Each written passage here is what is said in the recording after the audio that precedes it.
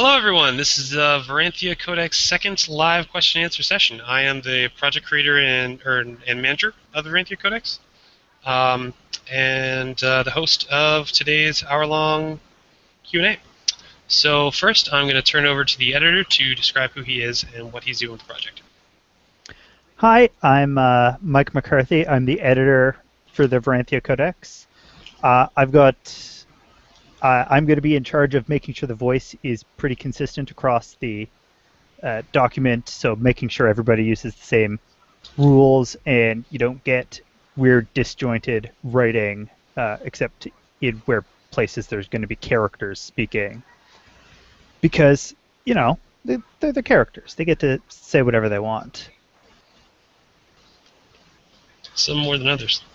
And Mike has worked with a whole bunch of people, not just AdventureWeek.com, but also DreamScarred, and you were designing Paizo. a gambling monster for Paizo the other day, right? Yeah, I'm designing a bunch of different monsters for one of the upcoming adventure paths, and I have some work in the Mummy's Mask adventure path as well. Wow, awesome. So there's Mike. Here is Luis, who we met last time, but Luis, for those who weren't here. Hi there, I'm Luis Loza. I'm in charge of designing the core of Veranthea, which is the nation that's pretty much our Asia Oriental Adventures analog that happens to be completely flooded with lots of magic. Previous work is with Mike over at Adventure Week Games. I did an adventure there, and I've had some work with Paizo, but I'm looking forward to basically getting quite a bit of creative freedom to do what I want within the world here. Excellent. We did not get Colin here last time, but Colin, do you want to tell folks who you are and what you're here for? Yeah, sure thing. A lot of my experience before coming on this thing was with Adventure Week. Designed a couple of modules over there, but for the Veranthea Codex, I have the pleasure of designing the monstrous continent of Shrek Toyri, the head writer over there. So all manner of monstrous humanoids playing as the same. That's what my continent's all about. Okay. Let's see who we got. Let's start off for artists with Indy. Hi everybody, I'm Indy. I'm the primary artist for Grithatis, which is the continent with primarily sword and sorcery with Victorian-themed engineering going on, so that's me. Nathaniel? I'm Nathaniel Batchelor. I'm one of the core artists along with Indy. I work with Luis and creating Mecha Pengu and other various awesome things. We cannot just talk about Mecha Pengu this time, because that was like 20 minutes of last time. I was just mentioning it. That's all I'm going to say. Okay. There is nothing wrong with talking about Mecha Pengu. Well, we could talk about. Well, we'll sit. I'll add that to the end of the list of things we might talk about. But for now, let's talk about who Jacob is.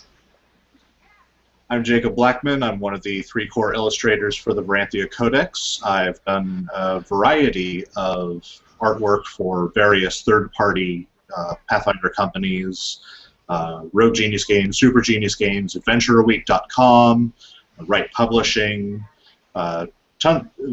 many others. I've been all over the place, really. And if you've seen the cover for the Veranthea Codex, that's one of my pieces. I'm very proud of it. And yeah, I'm happy to be on the team. Yeah, Jacob is like the art equivalent of me. Just getting in bed with everybody, man. In a good way. In a good way. No comment. Only in the best of ways. Okay.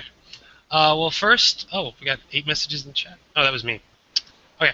So first, we're going to talk about something that's come out from another company that is supporting the Veranthea Codex. It is the Conduit base class. It's something that I designed for them. Basically, if you are familiar with Spellfire from the Forgotten Realms campaign setting by Wizards of the Coast. It was a a feat that you took, and then you could absorb spells that were cast at you and then blast them back at people. And it was really fun, but not necessarily very balanced. And to balance it out, I stretched it into a 20 level class. You can download that for whatever price you feel is appropriate, right from drivethrurpg.com, and we'll provide a link in the YouTube once once the hangout's gone a little farther away and I'm not talking. So there's that. Check it out. It's awesome. Something else came up. In one of the Reddits, somebody asked us for like an elevator pitch at the campaign setting, and we have that. So We have Gritadness? elevators in the campaign setting? Oh no, they're totally elevators in Goblinvania. And technically the Soul Well is a kind of elevator. It just only goes down. But The ones in Goblinvania only crash. that is correct. Oh no, we should totally work out some kind of flying glass elevator. But Let's not go there. yeah, not for Then we have to Oh, involve. Willy Wonka Goblin? Hell yeah, Willy Wonka Goblin. Let's do it. one of the new races in Veranthea will be the Oompa Loompa. No. So, in short, as Indy mentioned, Gritadness is a sword and sorcery sort of place. There's steampunk adventures beginning to emerge as the entire continent is gripped in a renaissance, and at the same time dealing with the mobilization of many different malevolent armies. In Erethiel, magic is an inherent part of everyday life. Tradition is sacrosanct, and the controlling grand dynasties engage in constant intrigue with one another, both courtly and economic. Wuxia adventures and high fantasy are the prevalent themes. And then in Trectori, the continent is ruled over by the monstrous folk from the toxic metropolis of Goblinvania, and they have unparalleled levels of technology, which they have used to enslave dwarves, elves, and humans, and run dragons aground. If you're looking for a diesel punk game or a noir or bizarre campaign, it is in Trectori. And then looping them all together is the Forever Dark, but I'm going to avoid talking too much about the Forever Dark today. We are in our last 2 weeks of funding. We finished funding on October 5th at 11:15 p.m. So make your pledge, tell your friends, and keep an eye out. And now for the questions. We got a couple questions from Cody. Do the Nightmare Gods have more races that are unique other than the strangely intelligent Akata? They do. Lueho are the only ones currently being designed, but that will probably change as the project develops further, and I expect that we might have 1 or 2 different race options that present themselves by the time we're ready to go to layout. Another question. Any new aberrations that aren't just beholders or other D&D ripoffs for races? Yes. Yeah, we will absolutely have new aberration creatures. How many, I couldn't tell you. The very specific ones I couldn't tell you. I know one we talked about, it might have been after the hangout, the Zixies. I can't remember if we talked about that during the hangout last time. But there are these like weird Transformer-esque insect creatures from another dimension. And they appear in the 3rd adventure, the Bandit King Groth Bloodfang. Are we looking to hire new artists or freelancers to help you out? I am always looking for artists and freelancers. Whether or not I can fit them in the Veranthea Codex really depends on how much funding we get, and if for some reason people aren't turning in their work on time or whatever. Contact me at the very beginning of December, and I will know if there's room for you, but now I couldn't say. And is all the cool new magic stuff related to Age and S themes? I was hoping that we'd have Brian here to talk about it, but he is in Denmark and has babies, so he's not here. There is wild magic. Best. I don't know. Sure, if you have a bunch of babies, you have to say that. Yeah, Mike's got a baby and he's about to have another baby, so he has to say the babies are the best. But I don't know. Babies are keeping my writer out of here, so I politely disagree. Wild magic is very prevalent in Gritadness, and there is one Tumblr post about it. That is the very bare minimum that we'll include. I look forward to adding a whole lot more. And there are 2 archetypes specifically for it. There are global attunement rules that factor into the mirrored weapons and their equivalent armor ability, which is to say that they are magical but ablative. So over time they lose their enchanted properties, but whenever they do, they exchange that by giving you a temporary boon. And then we were talking about the possibility of scepters, which are like magic items for casters being included. And then we have some stuff for Trictori. I don't want to give away too much because I'm still playtesting some of it, but the Shard of Malaika does really crazy cool stuff that is very super magical. And will definitely offer a different play experience for your group. But I can't speak too much about it right now. And then we were also talking about some stuff in Trictori. Colin, I've been talking for about 10 minutes now. Do you want to take over for a minute? Oh, yeah, sure. So the Trictori magical stuff in general? Yeah, sure. Whatever you think it might be, like new spells, new whatever.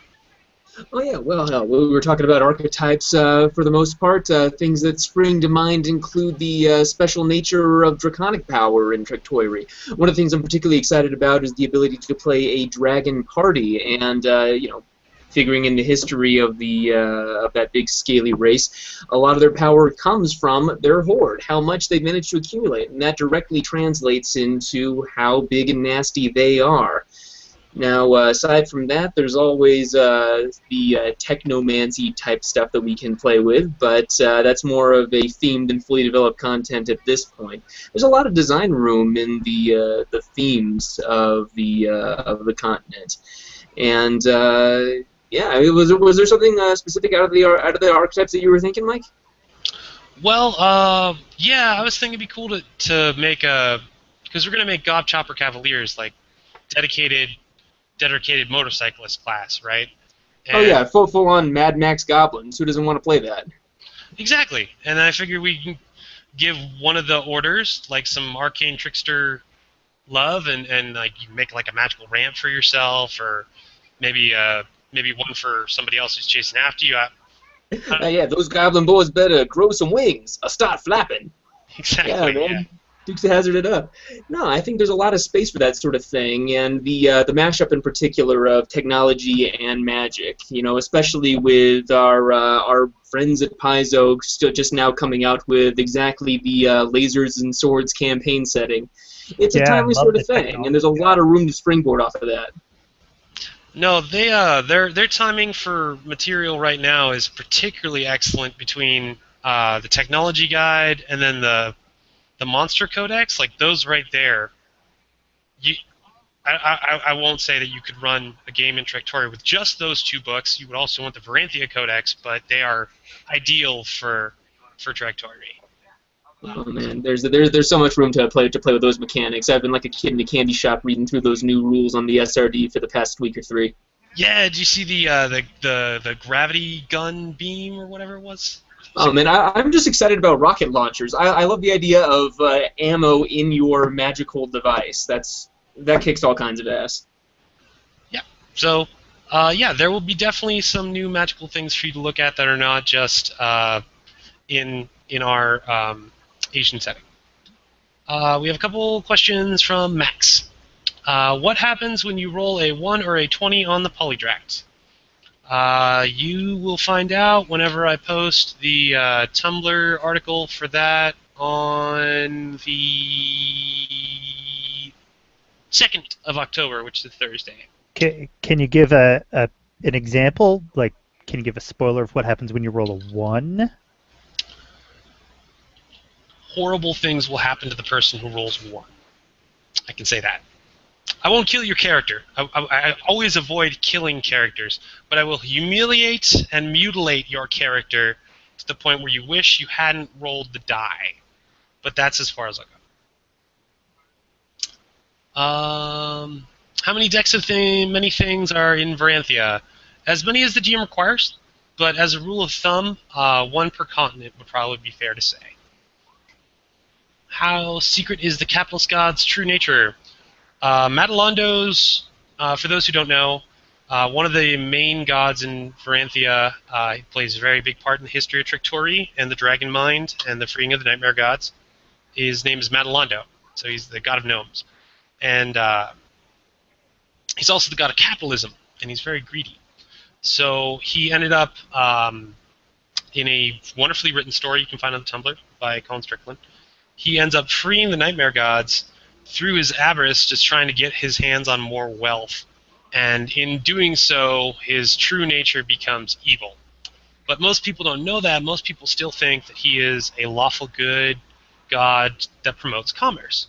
Whenever you reach 10th level, if you're a devout follower of him, i.e. a cleric, oracle, or another class that grants you spellcasting or divine power, and through your connection with the god, you have to decide, am I going to stay the alignment that I am, or am I going to switch to his true alignment and deal with all the role-playing fallout from that? So it is a pretty big secret. Only the most devoted religious scholars know the inklings of his evil ways, and to tell the whole of the world right out would not just invite death, but also large-scale, largely economic rebellion, which nobody in power wants. So there's a lot of reasons for in-game for why it is Madalondo has continued getting away with being Madalondo. And I'd say less than 5% of Veranthea, maybe less than 2% of Veranthea, really knows what's going on with him. And I love these just kind of baked-in secrets that you put into the setting. I mean, they are there explicitly to be that big moment for the players. And anytime that's right in there, I play a bit of Exalted on the side, and the setting material there is so rich, and it has so many of these little secrets. We didn't know that this guy had betrayed us a million years ago. We didn't realize that this person is secretly undead. These sorts of things that anytime I experience them in a campaign, it makes me, as the player, want to actually go and crack the setting book. And I think Madalondo is exactly that. It's there specifically to be discovered and to become a big shock to the party. But we're not just aiming to have big secrets in the book, too. There are a lot of unmentioned secrets as well. Madalondo is an example of one of the secrets that's in the book that you can open it up and you can say, well, this is what it really is, even if the players don't necessarily know it. But there's lots and lots of things for players to discover and for GMs to see. It's far mountains, as it were, where you have stuff that's talked about but not put into detail as well. Yeah, there's story seeds for the writers to grab onto, as well as for just GMs in general. I tried to fill the book with as many seeds for development later as I possibly could, and apparently I've done a very good job of that.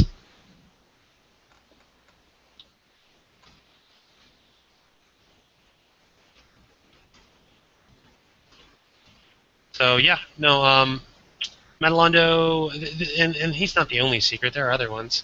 Like, we haven't even really touched on the Trex Empire or the Order of the Rankai, and they end up being really important in the prehistory. So no, there's a lot of it's going in as a planned development for later.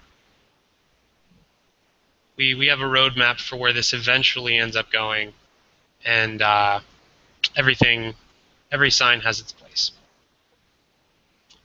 Okay. Has anyone developed surveillance technology? Probably, but the Goblin engineers who have are likely not telling too many people about it. Goblin Vanian Court has procedures and bureaucracy, but it is not. It's quite corrupt. Oh, we have a. Okay, yeah. Let's see your security button, Nathan. What you got? Never idle hands, huh? I'm stoked. Yeah. You got it worked out? Yes, he does. Oh, that is pretty sweet. Yeah, we'll probably be including that now that I see that. Is that a projector on its face? Why not? It was more like a targeting Targeting like something that could target magic. Targeting sensor. Yeah, no, that's awesome, man. And goblins, they like their explosive weapons, so, giant missile cannons for hands. Yeah, man, we were just talking about rocket launchers, right? Yeah. Canbots. No, so yes, there will be surveillance technology in Veranthea Codex, but it will not be the standard wall-mounted camera. Although I'm sure there'll be some of those. We prefer to be a little more exciting than that. Now, the question of surveillance is interesting. I mean, there's a whole load of divination spells to draw on for inspiration there, too. There's a lot of stuff that has already been designed, but, man, when you throw technology into the mix, you get that whole James Bond tradition to draw on, and that just brings a lot of other applications in there.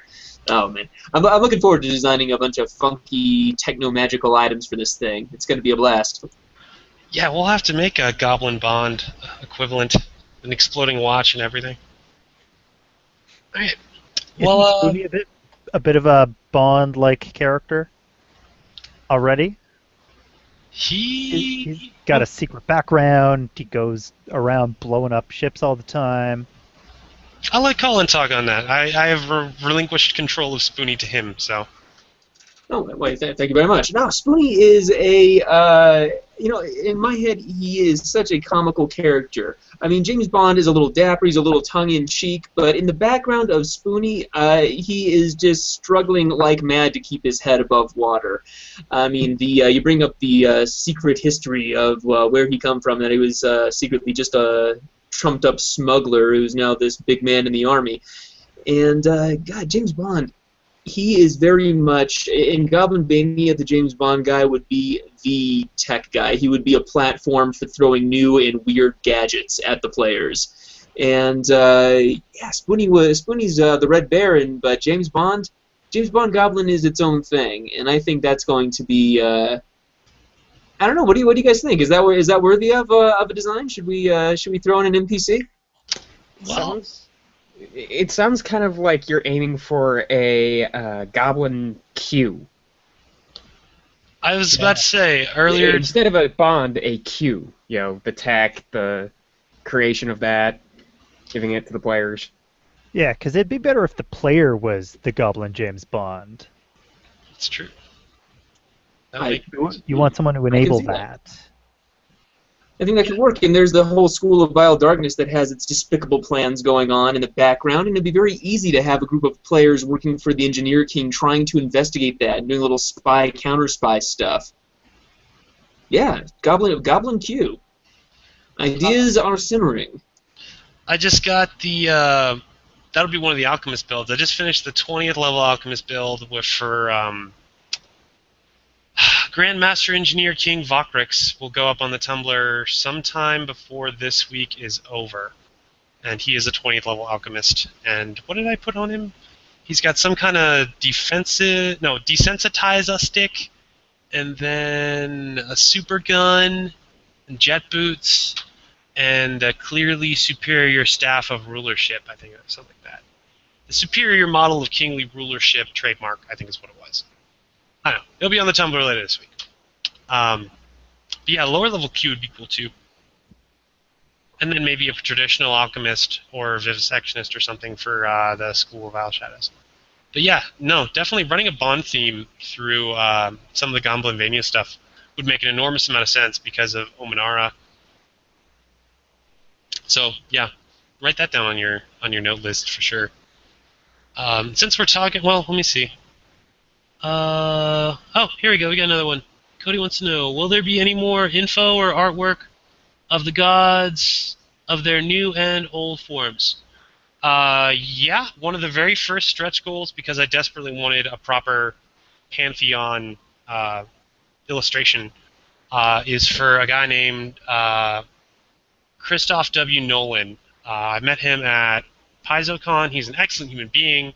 He does amazing artwork. You can find his links on the Kickstarter page. He does like, I don't know, is ephemeral the right word to use for that, artist people? Would you say that Wade's stuff is ephemeral, or no? Maybe? I'm really not sure how I would really describe that. Classical, maybe? Possibly. Possibly. Okay, I'll take that. He does really beautiful work. So, but they are all in their new forms, I believe, and they've all only got one illustration, with the exception of Madalondo, who's like an illustration of a half, because you'll see Madalondo standing here, smiling at you, and then you'll see like in the background the silhouette and just a little bit of his real who Madalondo is immediately behind him. I spent an entire night doing the art description for it, so it'll be pretty awesome and fairly detailed. Good question. Yeah. Well, we were talking about Trectoria. Let's hold on to that thread for a little bit. One of the more interesting parts of the Veranthea Codex is the concept of playing as a monster in the world, and to not just have like one monstrous character in the party, the oddball troll or whatever, but for everyone to be a troll or an ooze or Gorgon or whatever. And there is a post already on the Tumblr called Draconic Adventures, where Colin details how he wants to handle that for if you're going to play as a dragon, which is totally awesome. And then there's another one going up on the last week about playing as monstrous parties, just in general, how to deal with this guy's a pugwampy gremlin, and this dude is a fire elemental, and then we have a demon over there, and a troll, and how do we make all that mesh into a tabletop experience? But I thought it would be good to talk about it a little bit right now. So, Colin, you want to give a quick rundown for folks who haven't read the Draconic Adventures article? Oh, sure. Well, the idea is that the goblins were able to subjugate dragonkind, driving them from the skies and enslaving them, in fact, by two technological feats. The first being flight. If you steal the next generation's worth of eggs, you can't have a next generation's army. And secondly, guns are a big deal. Dragons, as we all know, have lousy touch attacks. So if you're shooting at them, chances are they're going to fall out of the sky. And between those two things, you wind up having most of the dragons dead, a few of the more powerful going across the intercontinental seas, braving the storms to actually make it out, and the rest being raised in captivity. And at that point, you have a whole bunch of options for different ways to either join the goblin armies or fight against them. And it seems to me a pretty worthwhile draconic campaign can be had. Either working for the Engineer King or just trying to escape his bounty hunters. I don't know if you've got any Samurai Jack fans out there, but I remember the episode where he and the Scotsman are kind of handcuffed together. That was in the back of my head the whole time for dragons on the run from the armies of Trectoria. I can just picture techno bounty hunters gunning for these poor young dragons trying to just survive out in the wilds. But, you know, for the larger question of monstrous adventures, there's this great article, and I hate that the Wizards guys, the Hasbro guys, took down a lot of the Chris Perkins Dungeon Master Guide stuff, because there was one exactly about this that I tried to find before this conversation called The Circus is in Town. And it's about, well, what happens when one of your guys is a Baylor for some reason, another guy is a dragon, or somebody somehow is a sentient talking ship, and you get these weird parties, and there's no way to, seemingly at the outset, to figure out how the world is going to react to them. And I think that it is relatively easy to have a paradigm shift there, to say that, okay, this continent is designed for weirdos and freaks of all kinds. It's expected culturally. It's in the background. And, okay, I guess a talking ooze is a little more unusual than a bugbear, but as long as you aren't going around eating your monstrous neighbor, yeah, nobody cares. You're an ooze. Whatever. I'm an orc. Let's kill something. Yeah, I mean, if you can have cities and settlements in the chaos-ridden, foul warp storms in Warhammer 40K, we can definitely have some monster settlements in Trectoria, right? So, no, that's a good point, the cultural thing, yeah. As far as GM concerns, the article talks about, I mean, first of all, if you're going to play in Trectoria, obviously the simplest thing to do is for everyone to play like an ogre, troll, goblin, something with 4 arms that rides on a motorcycle, and is largely analogous to a regular adventure. But I mean, you could play. The other suggestions are to play as all of the same creature type. So maybe somebody's a demon of CR13, another one's a CR8 demon with a couple of class levels, maybe another one's a CR14 with the young template, and so on and so forth. But by limiting it to the same creature type, the GM has fewer concerns for like what the strength and weakness disparity is in between them all, right? Because a troll is very, very different from a specter or a ghost, and so on.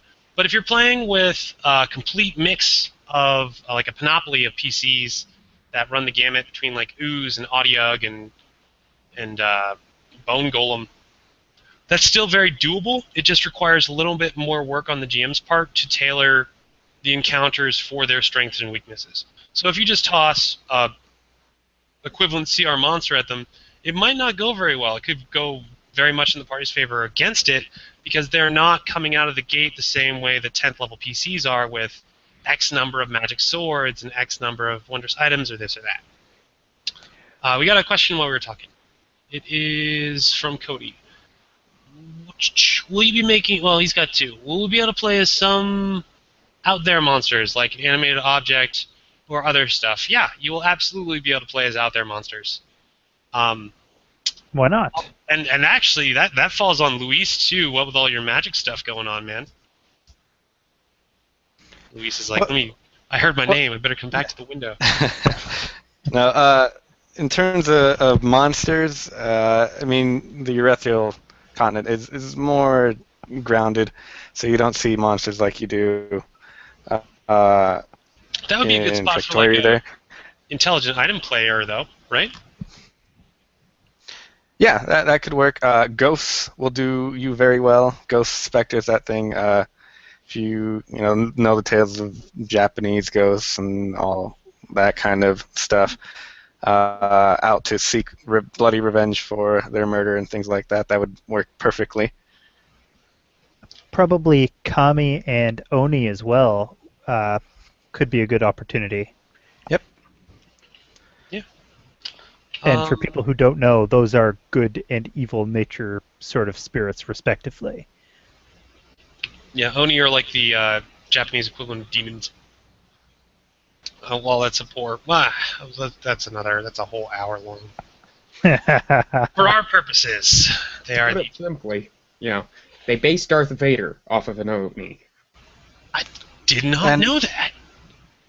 That's awesome. Like visually or conceptually? Because I know his helmet is based on classic samurai armor, and they wore the demon face masks to go with them to scare their enemies, and that's what Lucas based the concept art of Vader around. He put so much thought into those movies when he first did them. Oh my god. Like, does anyone else realize that Star Wars is a wuxia story? It is modeled after Chinese mythology. Does anyone else? I'm the only. I know. No, he stole heinously from the old Akira Kurosawa films. Trust me. So, no, that's cool. I didn't know that about it. Yeah. Yeah, this has me thinking though. Back to the animated objects thing. If you're animated bed with fighter levels, you're awesome. Where do your magic items go? Oh yes, you're awesome, and I want to play in that campaign. But where do your magic items go? I mean, I guess that's the thing. Think about your slots. That sort of thing. You've got the cloak slot that you sort of tuck over your mattress, and you've got two sets of feet slots. Probably no hand slot. You wouldn't carry a weapon. Maybe we'll require a certain. Maybe we'll make like a feat for if you're an animated object that anthropomorphizes you, so you get like tiny little feet to waddle on, and like. So we're all playing as Lumiere from Beauty and the Beast. Yeah, that sounds sweet. Oh man, I'm a candlestick and burn you. I am the candlestick. Take 1d4 damage. I think it would be pretty cool to add. Go ahead. I'm sorry. I think it would be cool to add build point rules for having magic item slots. It would work right into the animated object existing rules. Oh, I'm just gonna start taking some of that right now. Yeah, that's pretty legit right there. I mean, all these ideas. I mean, okay, they're weird mechanically, but you can make them fly. It's just a matter of, I think, removing the that's not what adventuring is supposed to be about mindset. And if you can do that, you can have all these crazy hijinks adventures. It's not exactly Tolkien, but man, that's a game I want to play in.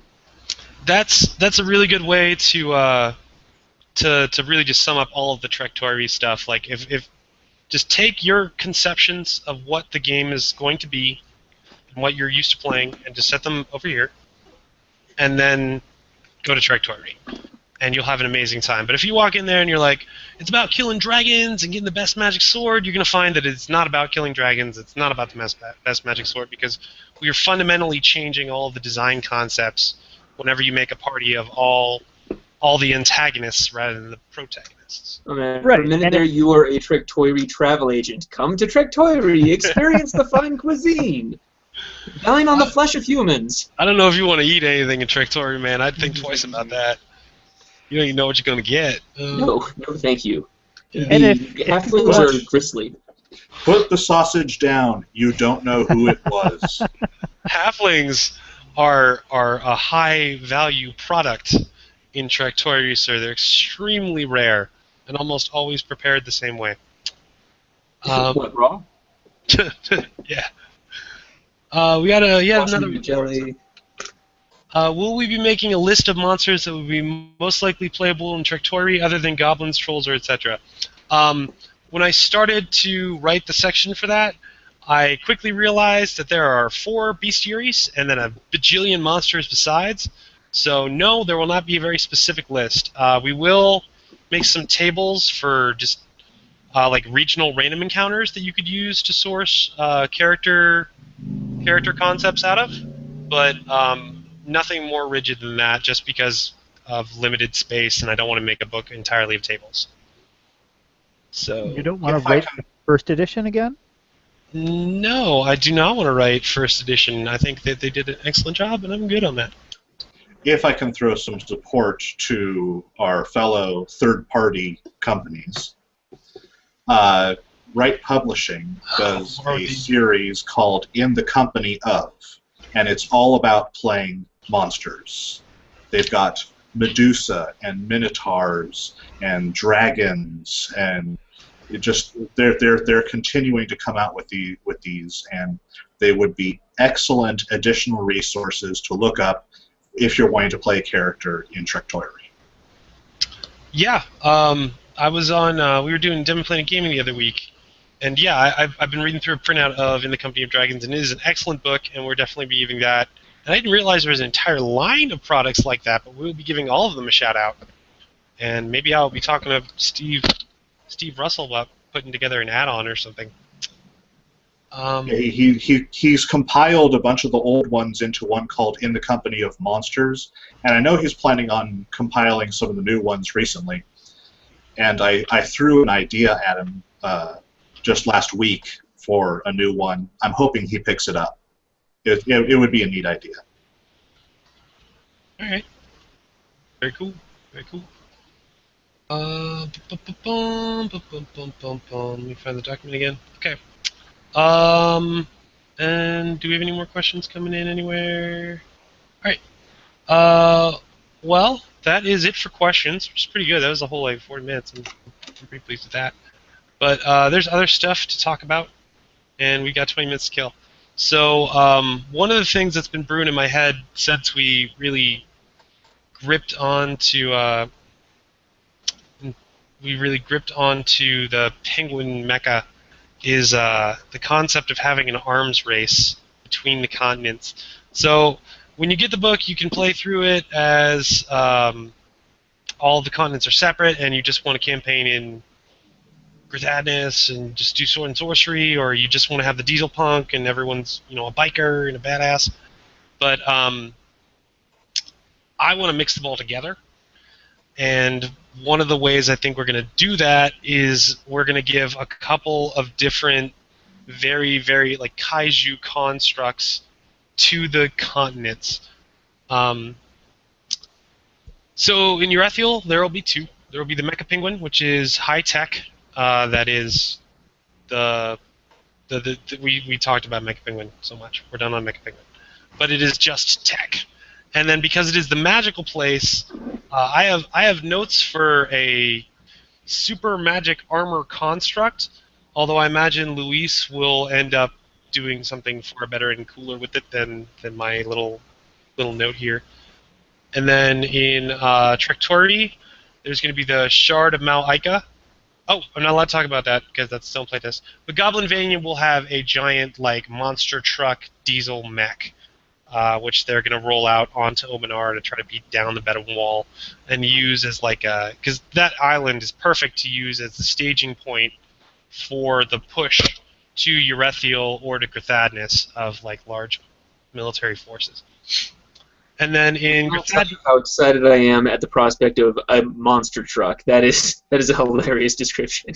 well, I think it's gonna. I think in my head it's got a monster truck for hands and feet, so then it just goes onto all fours and just hurtles into and over things. But It's not going to be a Godzilla-sized monster truck. no, it'll be like a Godzilla-sized monster truck man is what it'll be. Oh, we got another question. Well, let me. We got another question, but I'm going to get at the last thing. So, and then in Grithaddnis, I thought because Grithaddnis is about all these internecine conflicts, right? There isn't huge governing bodies. Like Erethiel, like half of the continent, pretty much, is ruled over by these grand dynasties. And again, half the continent in Traktori is ruled over by Galvanvania. But when you get to Grithaddnis, it's like what, we have like 30 countries or something like that? It's up there. It's up there. It's the Wild West, yeah. Yeah. There's a whole bunch of different powers in play. So having just one or two didn't make sense, because if one or then they would be winning, right? So in Grithaddnis, they're gonna, and because they're also lower technology, not quite as high magic, they'll have salvaged 6 smaller, so still kaiju, but like half the size of the other kaiju. Mechs made by the Trek Empire and the Jabberwockies, and then forced to function with magic. So it'll be one of those synthesis things, magic and tech at the same time. And I have notes for where they are, but I'm going to keep that to myself because I still have people running around in Grithaddnis right now. So, yeah, mechs and Metal Gear D&D. Although I don't know why I'm referencing that, because I didn't like any. Like conceptually, I enjoyed the Metal Gear games, but I just couldn't play any of them for more than 10 minutes before I just got bored to death. Well, you don't like minutes. I remember playing the first one. I remember I had the PlayStation, I had the little demo, and I played that one level where you just like crawl around on the floor near some like underground port into an elevator, and then dying after I got off the elevator like 30 times. I don't know. Conceptually, I like the story, and we're gonna take little pieces of it away. So, anyway, back to the question. Is there maybe there will be a way that GMs can make their own global rules, or a guide on how to make your own? Yeah, I will definitely write a page on how to try to create a world balancing rule. I feel like I've done a couple of really good ones, and you get to see them actually. The firearm rules go up on the Tumblr in the last week. I can't remember if global attunement rules do or not. And then mirrored weapons have been wonderfully received by everybody. And I can definitely put together a page with just some design guidelines for what to be thinking about whenever you're doing it, because a global rule is a complete and total modification. It's even bigger than like making a class, because it literally affects everybody. So, and when they made Pathfinder, the general rule of thumb is more horns and more hit points, right? So the first one is a joke. If you go through the bestiary and you look at that and you compare it to like the monster manual, you'll notice that like everything has more horns, even the Tarask. Like there's just more horns. So, but the more hit points part, right? So they went from wizards having a D4 hit points to D6, and a bunch of other things just get more hit points. And that's one of the reasons Pathfinder works so well, is that they just took this everything gets more design philosophy and that's not a hard rule, that not everything in Pathfinder gets more, but as a general rule, that's kind of what they did. And it's easier to keep balance if you're adding on a couple things on the left side and then a couple on the right, rather than just taking them away. So whenever you make a global rule, the real thing to keep in mind is that you're taking off weights from all sides of the scale at the same time, and to make sure that you do an even pull, otherwise it'll get out of balance and fall over and make a long, loud, clattering noise. So yeah, we'll address global rules from how to design your own standpoint. But yeah. Artists, do you have anything you guys want to talk about? Nathaniel is busy. Sorry, I talked at once. No, all good. Okay, I know that they're putting together concept art. We're doing a Polydract article, and Indy will have like a little concept piece for us to look at whenever that comes around, which I'm stoked about because I love those dwarves and I love worshiping chaotic things. Jacob, did you have anything in the hopper before we hit the fifth? Did you want to do a vehicle or two? I have not received anything art-wise, but I'm still working on the Orc Biker. I got the rough draft on that, and I got the rough draft on that done. I'm trying to actually get the time to finish that piece up. For me, it's all about time management. I have like 4 different projects I'm working on right now, and I'm trying to fit this in so I can get that done, because I think she'll be just amazing once she's done. She can lasso us to a couple of chains and drag us across the funding goal. Absolutely. That sounds good. Oh man, that was pretty cool to throw a few notes together on a document, and a couple days later, oh hell, there's a biker chick. Sweet, when did that happen? That was a pleasant surprise. And man, she is pretty badass. It made me want to play in Filthton. Yeah, everything that you guys did for Filthton made me want to play in Filthton. The drome was really cool. I like the concept of like it just every couple rounds, if somebody who's not on the bike doesn't do something, then something happens to everybody on the bike. It's Diesel Punk Arena, man. Did you guys ever read any Roger Zelazny? He's one of my favorites from the '60s. Does great stuff, but he did a couple of shorts about like bullfighter type characters who fight robot cars instead. So instead of sabers to stick a bull, they have like long wrenches and he threw the wrench. What an odd move. Going through the back of my head the whole time, man. That's cool. No, the little team of gremlins I thought was a very, very nice touch. That was elegant, I would even say. Oh, well, thank you very much. Though their handiwork isn't so elegant. Lots of scrap lying around because of those little bastards. Yeah, well, what are you going to do? Gremlins. That's what gremlins are for.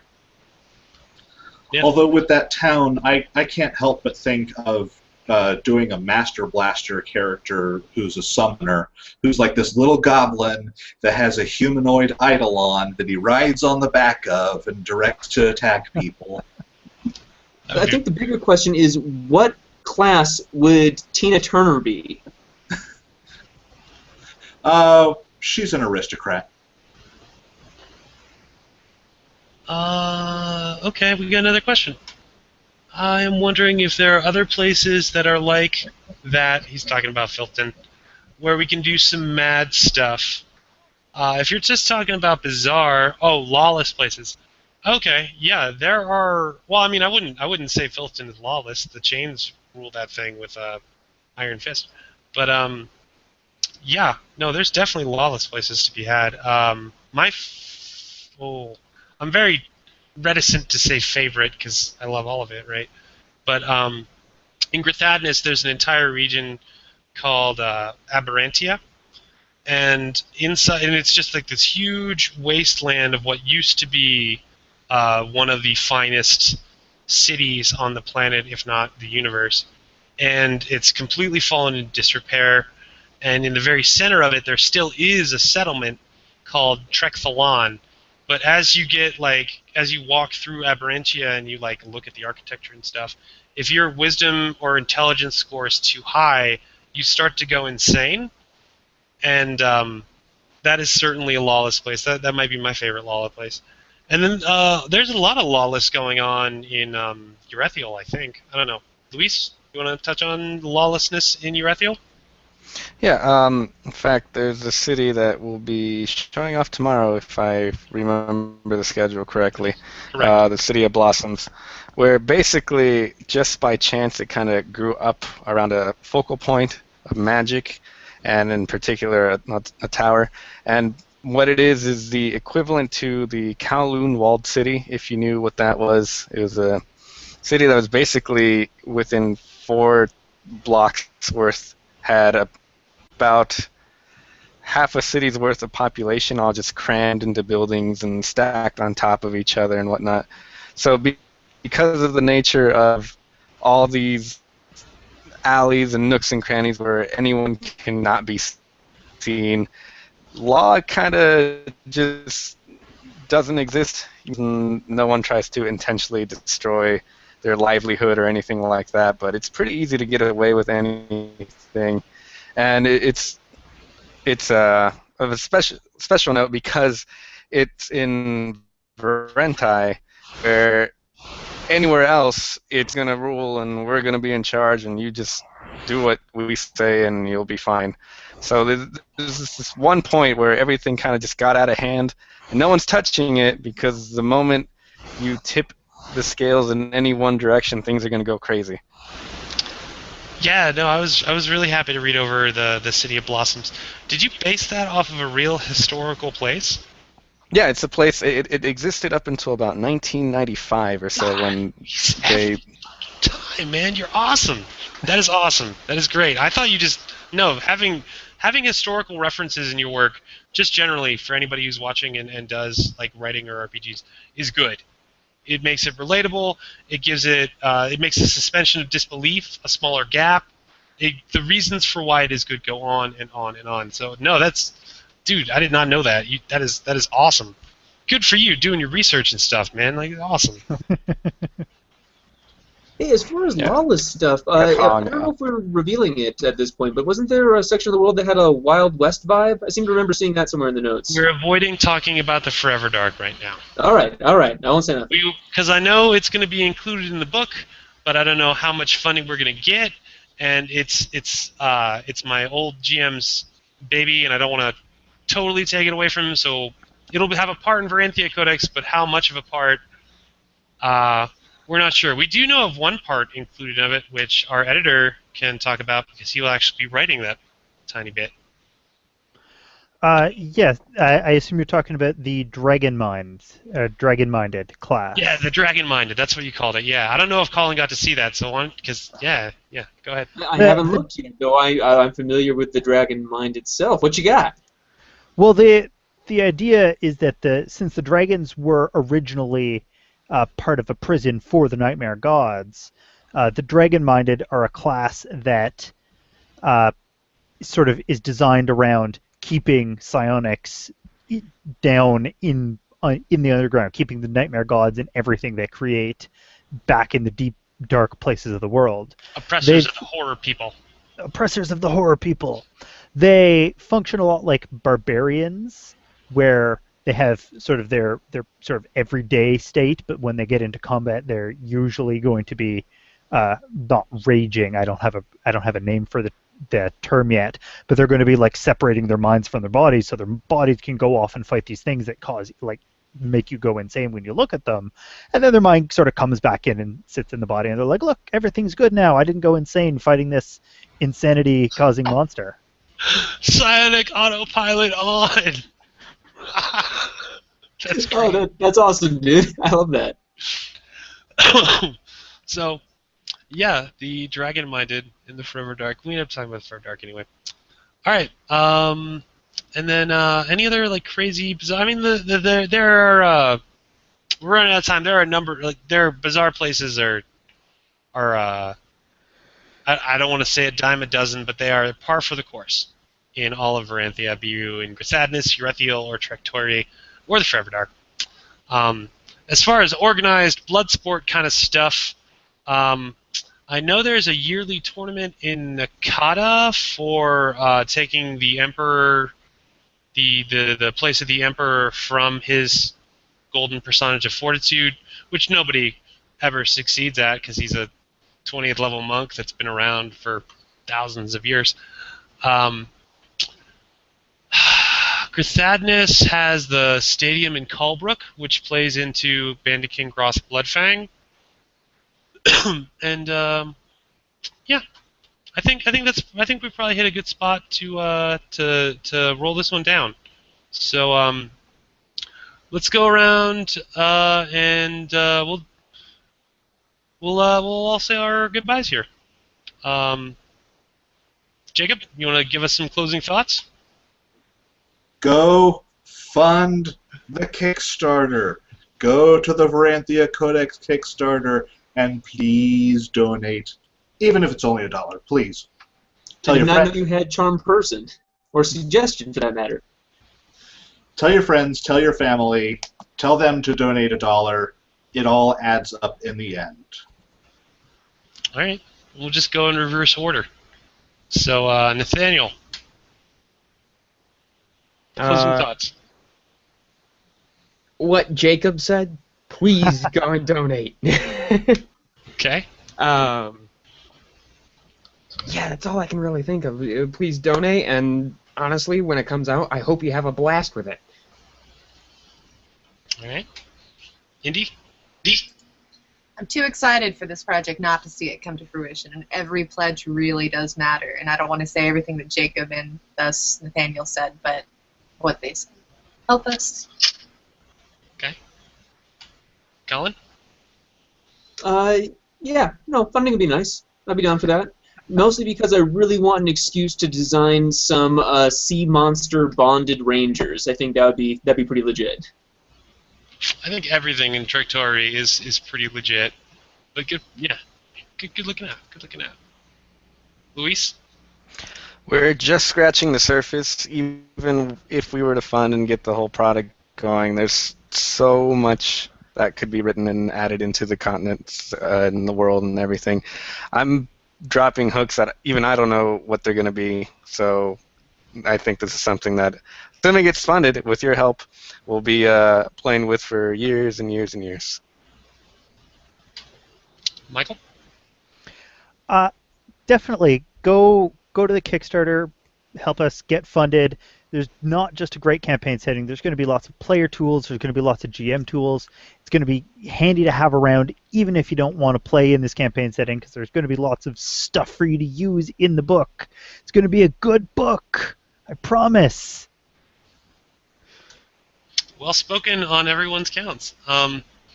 Yeah, please go to Veranthea.com, check out all the stuff we have for you. The Tumblr is huge. There's something like 40 posts, and there's more on the way. There are 4 free preview PDFs to download, so you can see what we're talking about when we're saying this is all amazing and awesome. You can see the incredible artwork by these fantastic illustrators. You can see the just brilliant writing that the other guys have put out, and my own not so terrible designs. And we strongly please go and back it, even for $1. And then tweet about it and share it on Facebook and tell your friends and get the word around. We're already trending and the momentum is there, and we're getting I'm positive we're gonna fund. I've been acting like we're gonna fund since we got the 3,000 in the first weekend. And for everyone who's waiting for the actual last tweet to come around, thank you for keeping an eye out. And I just hope you get your pledge in before all the higher backer level rewards are gone, because they are starting to dry up. And all the early birds are out. So, yeah, go, back us, tell your friends, spread the word, and be ready for the best damn Pathfinder book you have ever read. And I think that with that, we will thank you for watching. Thank you for showing an interest in the project, and have a wonderful day. See you, everyone. Bye-bye. Bye.